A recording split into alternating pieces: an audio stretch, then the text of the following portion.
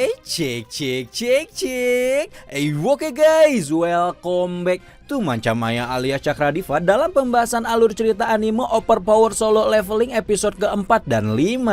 Nah, seperti biasa tuh ya, kita review tipis dulu episode pembahasan di sebelumnya. Diana lagi kok jadi Diana, di mana kita diperlihatkan bahwa Sung Jinwoo mulai menjadi seorang player dan sempat menjalankan hukuman dari sistem karena tidak menjalankan quest atau misi hariannya. Setelah menyelesaikan hukuman dan mencoba sejumlah latihan peningkatan kekuatan, Jinwoo mulai memahami cara kerja sistem tersebut. Dia juga memberanikan diri untuk masuk ke dalam dungeon dan melawan 3 monster goblin sendirian. Jinwoo yang kini merasa sudah lebih kuat justru harus berhadapan dengan Steel Fanged Lycan yang siap memangsanya dalam sekali serangan. Melihat kemunculan monster dengan keterangan nama berwarna merah, Jinwoo jelas langsung jiper, dan naasnya di momen ini Jinwoo justru tertrigger dengan insiden mematikan di kuil Kartenon dan mendadak kesulitan menggerakkan tubuhnya. Nah, ending yang amat sangat manggung itu ternyata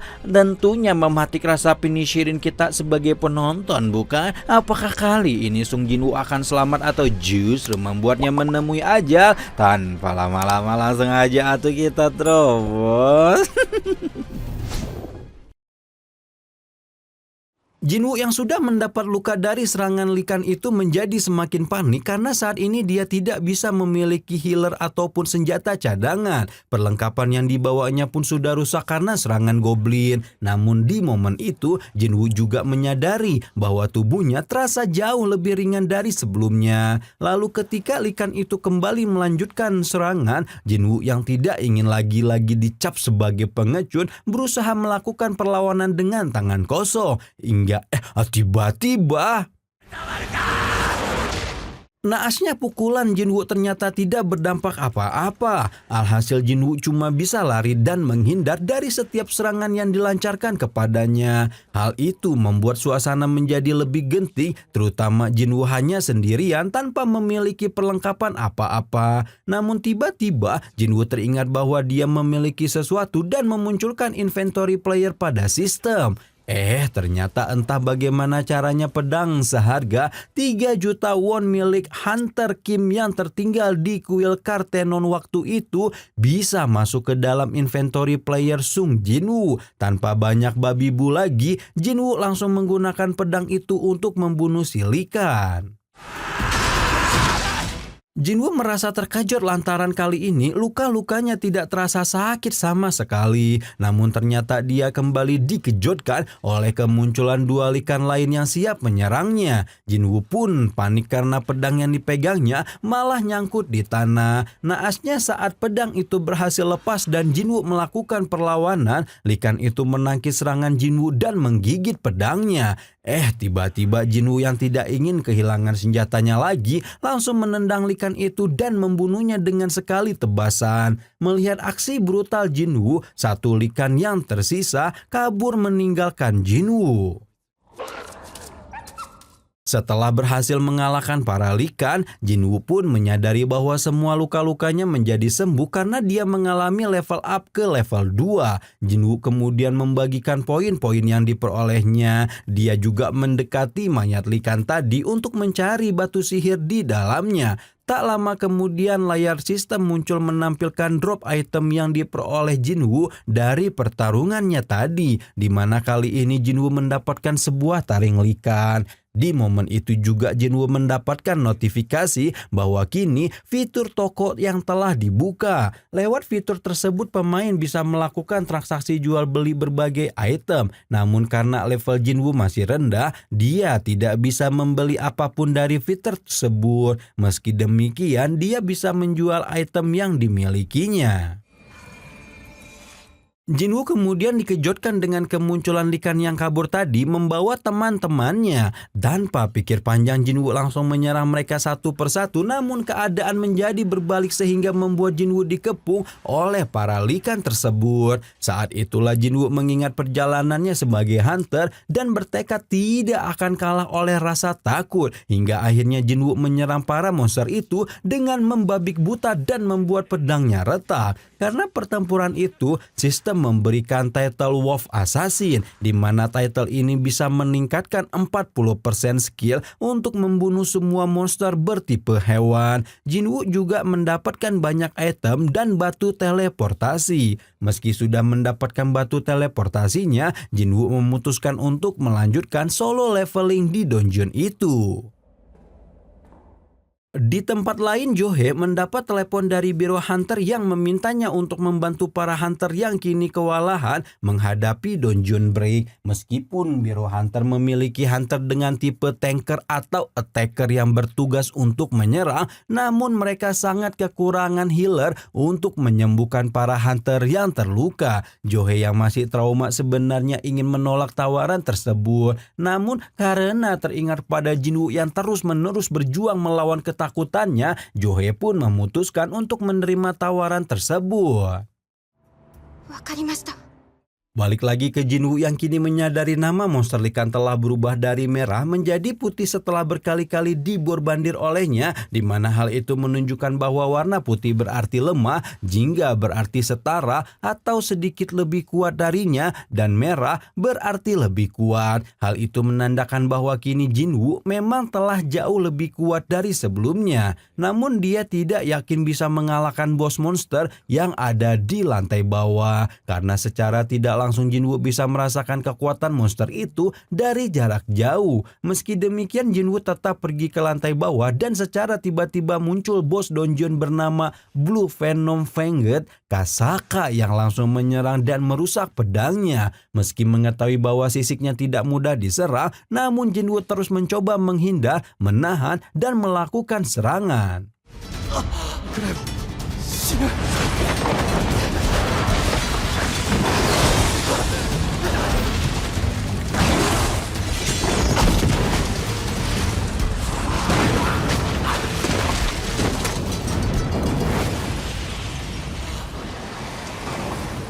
Jinwoo yang berkali-kali gagal melakukan serangan menyadari bahwa kekuatannya belum cukup untuk melawan si Kasaka. Jinwoo yang merasa muak dengan dirinya yang lemah terus mencoba melawan bos dungeon itu. Jinwoo mendapat serangan serta bantingan bertubi-tubi, dan di saat yang bersamaan Jinwoo memaki dirinya yang masih saja lemah. Lambat laun Jinwoo bisa mengimbangi gerakan si Kasaka. Jinwoo pun menyadari bahwa bos dungeon ini tidak ada apa-apanya dibanding patung dewa di kuil Kartenon, hingga pada akhirnya Jinwoo berhasil melumpuhkan monster itu dan mendapatkan belati dari taring si Kasaka, yang mana belati itu mampu menambahkan 20 poin attack.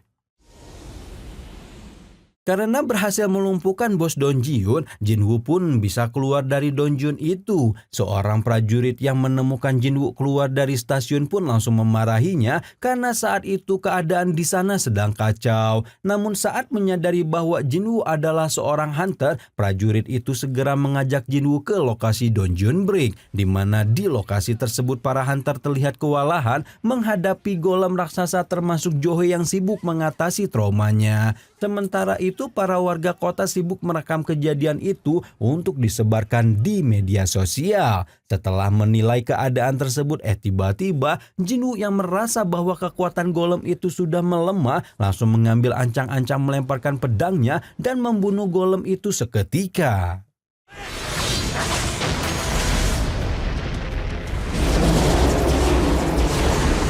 Para hunter pun terkejut menyaksikan kematian golem. Salah satu dari mereka bertanya pada salah satu prajurit yang bertugas di sana, namun sayangnya Jinwoo ternyata sudah pergi dari tempat itu sehingga mereka tidak sempat melihatnya. Namun dilihat dari kemampuannya membunuh golem, mereka menduga bahwa hunter itu memiliki kekuatan rank A atau malah lebih tinggi rank S. Akan tetapi Johe yang sudah cukup lama mengenal Jinwoo langsung menyadari bahwa hunter yang membantu mereka semua adalah Jinwoo.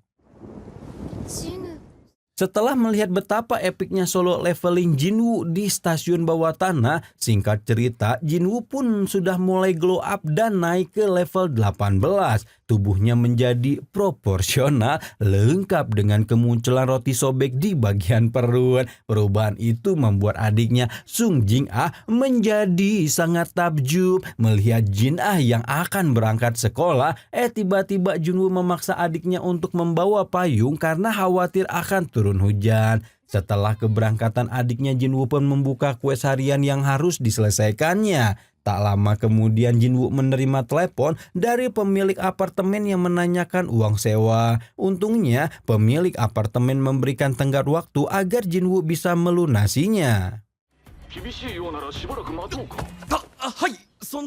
Saat Jinwoo sedang mencari info loker Hunter di media sosial, dia berpikir untuk melakukan pemeriksaan ulang ranknya di asosiasi Hunter karena saat ini dia sudah jauh lebih kuat dari sebelumnya. Dengan kata lain, jika rankingnya naik, maka dia bisa masuk ke dalam donjun berperingkat tinggi dan mendapat bayaran yang lebih besar juga. Namun dia langsung mengurungkan niatnya karena akan menarik banyak perhatian dan membuat orang-orang mengetahui player sistemnya. Tiba-tiba dia mendapat pesan berisi tawaran dari kelompok Hunter berperingkat C yang dipimpin oleh Hwang Dong-suk. Saat perkenalan singkat itu, Dong-suk menjelaskan bahwa alasannya mengajak Jinwoo adalah untuk menggenapi jumlah minimum anggota kelompok Hunter, di mana kelompok tersebut beranggotakan 8 orang Hunter tanpa satu pun healer. Karena Jinwoo hanya dibutuhkan untuk menggenapi kelompok, Dong-suk memerintahkannya menjadi seorang porter atau pembawa barang dan dijanjikan mendapatkan bayaran sebesar 2 juta won. Dong-suk pun menenangkan Jinwoo bahwa mereka akan baik-baik saja meski memasuki donjun tanpa seorang healer. Dia kemudian meminta Jinwoo untuk menandatangani kontrak. Tak lama kemudian Jinwoo didatangi oleh Hunter berperingkat D bernama Yo Jing-syuk. Dilihat dari outfitnya yang cukup proper, Jinwoo bisa menebak jika Jin Hyuk merupakan anak sultan. Karena mengetahui bahwa Jinwoo adalah Hunter berperingkat E, Jin Hyuk pun berjanji akan melindungi Jinwoo di dalam donjun nanti. Setelah perkenalan singkat, mereka dikejutkan dengan ukuran gate yang ternyata super besar. Namun lagi-lagi Dong-suk meyakinkan bahwa mereka akan baik-baik saja karena Biro Hunter sudah memeriksa donjun tersebut sebelumnya. Nah, sekedar informasi, ukuran gate tidak berpengaruh pada peringkat donjun. Peringkat donjun hanya dipengaruhi oleh banyaknya jumlah gelombang mana yang terdapat di dalam donjun. Sepanjang jalan memasuki donjun, Hing Yuk tidak berhenti mengajak Jinwoo mengobrol mulai dari hal penting maupun tidak penting. Bahkan saat mereka telah memasuki donjun dan tidak menemukan satupun tanda keberadaan monster, mereka pun memutuskan untuk berhenti sejenak dan momen itu dimanfaatkan oleh Jinwoo untuk mendengarkan suara para monster. Meski belum mengetahui tanda-tanda kedatangan monster, tiba-tiba semua pasukan Dong-suk bersikap waspada. Sampai akhirnya Jinwoo berteriak dan memperingatkan mereka semua bahwa monster itu muncul dari atas. Mereka pun langsung pasang badan melawan para monster semut. Jinwoo pun merasa kagum dan merasa Dong-suk memang pantas menyandang rank C. Selain itu, kerjasama anggota Dong-suk pun sudah cukup bagus meskipun gaya berkelahi mereka cukup kasar dan serampangan. Sementara Jin Hyuk yang kesulitan berkelahi berusaha menutupi kekurangannya dengan memaksimalkan penggunaan senjata mahal hingga akhirnya mereka berhasil melumpuhkan semua monster semut tersebut. Dong-suk pun memerintahkan mereka untuk mengumpulkan batu sihir yang telah mereka peroleh.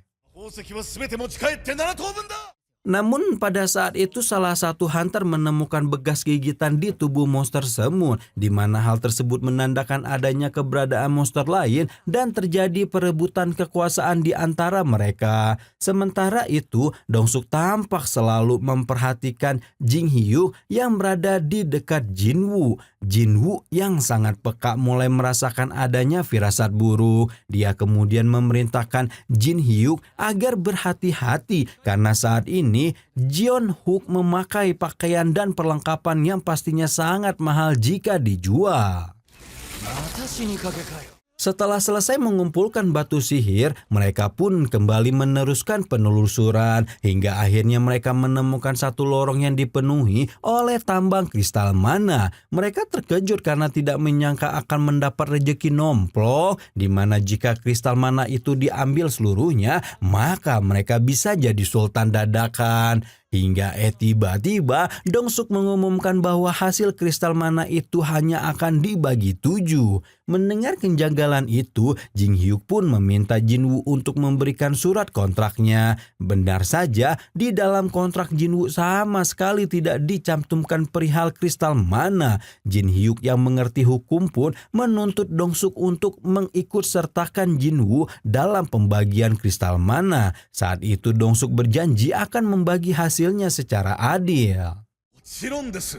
公平に分けましょう。 Namun ternyata tak jauh dari lokasi mereka terdapat Bos Don Ji-hyun yang sedang tertidur di langit-langit goa. Di momen inilah firasat buruk Jinwoo benar-benar terjadi, di mana Dongsuk dan komplotannya yang memiliki rencana jahat menyuruh Jinwoo dan Jin Hyuk untuk menunggu di sana, sementara mereka akan mengambil perlengkapan tambang yang tertinggal di dalam mobil. Meskipun mereka berusaha menutupi rencana jahatnya, namun Jinwoo menduga bahwa mereka berenam sudah terbiasa memasuki Donjun peringkat C dan menumbalkan 2 orang tambahan yang menggenapi kelompok mereka. Benar saja, karena tiba-tiba Dongsuk memerintahkan Kyuban untuk menutup pintu masuk goa itu menggunakan sihirnya. Dengan kata lain, Jinwoo dan Jin Hyuk sengaja ditumbalkan oleh Dongsuk untuk menjadi santapan Bos Don Ji-hyun, di mana kini Bos Don Ji-hyun berupa monster laba-laba itu telah terbangun karena suara ledakan dari sihir Kyuban tadi. Bos Don Ji-hyun itu perlahan mulai turun dari langit-langit goa. Nah, melihat hal itu Jinwoo pun meminta Jin Xiu agar berlindung di belakangnya. Di tengah kondisi yang sangat menegangkan itu, Jinwoo berpikir bahwa perbedaannya dengan Bos Don Ji-hyun berperingkat C itu bagaikan langit dan bumi. Namun dia segera menepis pemikiran itu setelah teringat betapa beringasnya patung dewa di kuil Kartenon. Hingga akhirnya Jinwoo pun mengeluarkan belati taring Kasaka dan berniat menyerang monster itu seorang diri. Gila ya guys ya, berakhirnya alur cerita Solo Leveling episode 4 dan 5 yang lagi-lagi sangat menggantung dan bikin penasaran nih.